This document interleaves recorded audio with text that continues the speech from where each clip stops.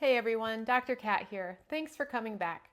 Today we're talking about something that I see time and again with folks who have been on this healing journey for a long time and they still feel stuck. It's reactivity. And I don't mean, oh, I get mad easily. I mean physical reactivity, immune reactivity, nervous system reactivity, the kind of stuff where the body is over-responding to a harmless food or harmless conversation or a little bit of exercise, and then boom, you are knocked on your butt for days. If that sounds like you, you're sensitive or you flare easily, maybe your body feels fragile. Let's dig into that. What's happening? A lot of times we think the missing piece is something we need to lab test for or to figure out a different treatment. It's not that. It is how your body is interpreting threat in general. Think of it like this. Your nervous system and your immune system, they're like best friends. And sometimes they are frenemies, meaning they are communicating all the time. They're asking, are we safe yet? Do we need to defend? And sometimes when you've been under stress for a long time, physical stress, emotional stress, infections, toxins, relational breakdown, your system adapts and it says, I better stay alert all the time. Danger might be right around the corner. And that constant state of alert is the kind of reactivity I'm talking about. So you're not just reacting emotionally, your cells are reacting, your immune system's reacting, and the result is you get flares, you crash, you can't tolerate what used to be normal. And the kicker is this, reactivity tells the body that we're still in danger, and then it creates even more reactivity.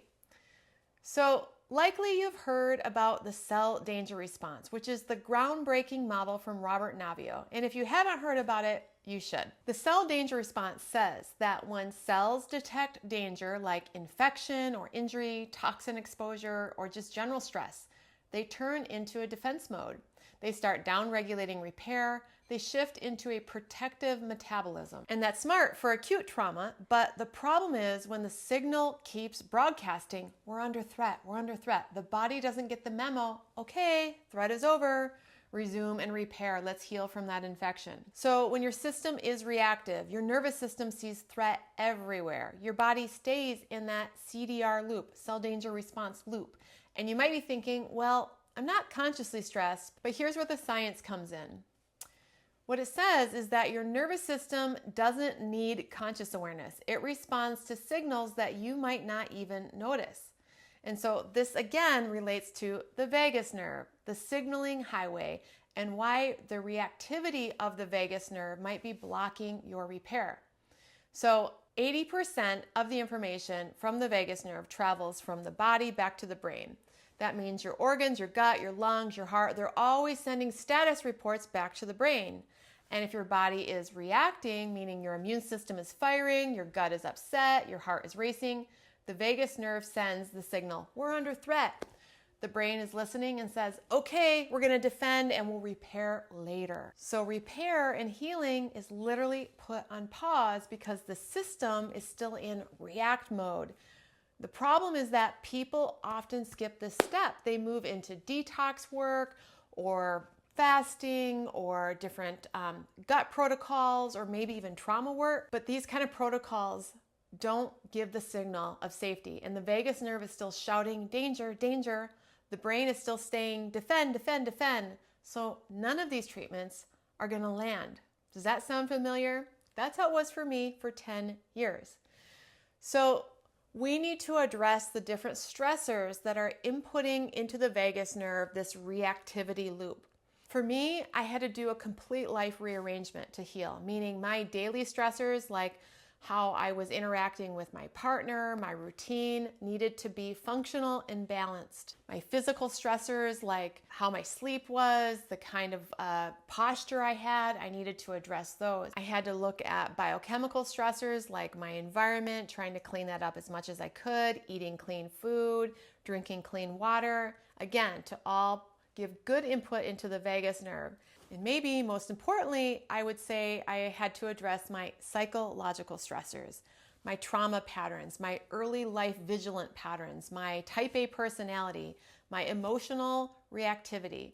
So if your body has accumulated many of these different kinds of stressors, it's no wonder that it keeps reacting because the vagus nerve signaling is not getting safety sent. And so every time you start sending stressors like the fight with your partner or the highly inflammatory food, you are still getting that signal of not safe, not okay, running from the body back to the brain.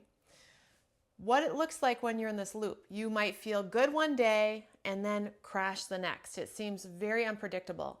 You might react to small things that don't even seem like a big deal. You don't tolerate stress like you used to, and your healing protocols that maybe seem like they were working stop working. And so it can feel like a total failure. It can feel like your biology is flawed. I remember feeling like my body was cursed, but I wasn't addressing the elephant in the room, which was my stressors. So I hope you're ready for some hope, because this is where the rubber meets the road and where I call my truth serum. The truth serum is that all you need to do is start sending signals of safety to your body, and it's not complicated, and it doesn't happen through a pill, and it doesn't happen through your non-GMO, gluten-free, vegan food. It doesn't happen through getting into your sauna. It happens by right here, right now, interrupting the reactivity pattern and just being with your body and finding what does feel safe. Maybe you notice that your couch is comfortable and you can lean back and say, wow, I'm really supported right now. I feel safe right now. And I'm just going to take some deep breaths. I'm going to breathe in through my belly, this diaphragmatic breathing that I've mentioned, and a long exhale.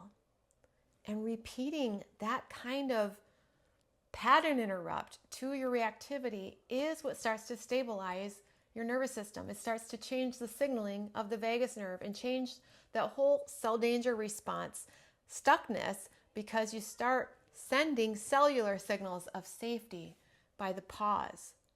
Don't underestimate the effect of just being still and holding yourself and breathing calmly throughout the day, day after day. Eventually, you will have more signals of safety sent to your brain than you are having signals of stress. And that will create a switch in your nervous system that helps you move out of inflammation and back into repair. So how this connects with the Primal Trust method. In Primal Trust, we start with vagus nerve toning, nervous system regulation, not because it's good to just have less stress, which becomes a cliche, but it's because it is the foundation. It's non-negotiable. Regulating your vagus nerve, your limbic system, finding safety in the body is how you can detoxify, digest food, handle your treatments, and rebalance your immune system. So we start with this in level 1 of the Regulate program.